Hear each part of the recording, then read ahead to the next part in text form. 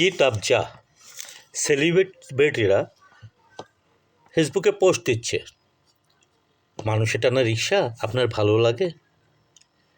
দেখুন, ইনারা বলছেন মানুষের টানা রিক্সা আপনার ভালো লাগে। প্রশ্নটার ধরনটা দেখুন, প্রশ্নটার ধরনটা হলো যে উনারা বলতে যাচ্ছেন যে মানুষের টানা রিক্সাটা অমানবিক। মেনে নিলাম, মানুষের টানা রিক্সা অমানবিক, পরিশ্রম সাধ্য, কষ্টসাধ্য। সেই তুলনায় ব্যাটারি রিক্সা কম পরিশ্রম সাধ্য। ওখানে মানুষকে রিক্সাটা প্যাডেল ঘুরায় টানতে হয় না। এখানে শ্রম, সময় সবই বাঁচে, সব ঠিক আছে।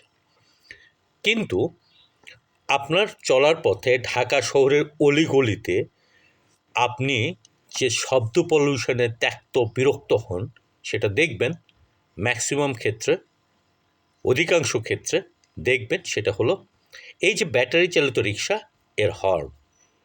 ব্যাটারি চালিত রিক্সার গতি কত এবং এই রিক্সার নিয়ন্ত্রণের সিস্টেমটা কি, সেটা যদি আপনারা দেখেন তাহলে দেখবেন যে এটা খুবই রিস্কি, খুবই অনিরাপদ। আপনি যাত্রী, আপনার জন্য অনিরাপদ। আপনি যদি ওখানে বসেন ঢাকা শহরের রাস্তায় বা গ্রামের রাস্তায়, যদি আপনি ওই ব্যাটারি চালিত রিক্সায় বসেন, আপনার কোমর, আপনার ব্যাকবোন নষ্ট হতে বাধ্য। 2 নম্বর হলো, তারা যতক্ষণ রিক্সাটা চালাবে ততক্ষণ আপনাকে রিক্সায় বসে থাকতে হবে তটস্থ হয়ে, আতঙ্কিত হয়ে। কারণ এর গতি অনেক বেশি এবং এর ব্রেকিং সিস্টেম, এটা ব্রেক করলে যে কোনো সময় এটা জায়গা মতো থামবে না, আর যদি থেমে যায় তার গতির কারণে এটা উল্টে পড়ে যেতে পারে। কারণ কি, এর চাকা বড়।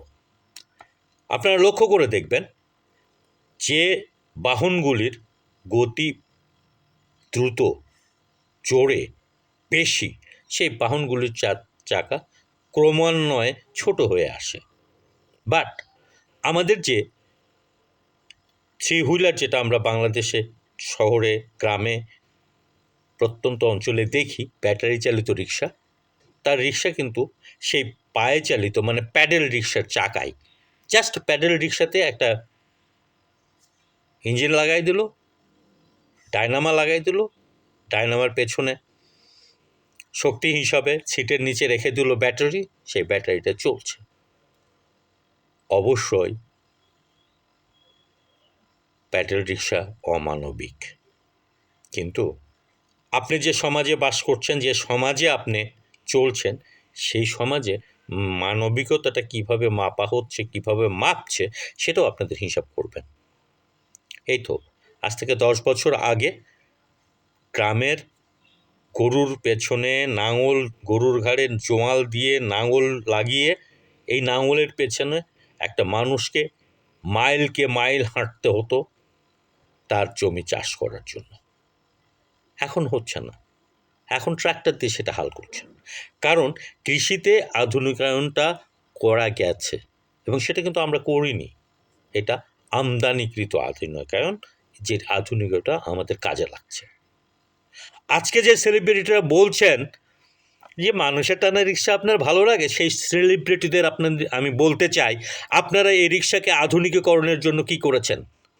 বাংলাদেশে প্রকৌশল বিশ্ববিদ্যালয়গুলি কি এমন ব্যবস্থা করেছে যে এই রিক্সা আধুনিকায়ন করার জন্য? মিশুকের কথা মনে আছে?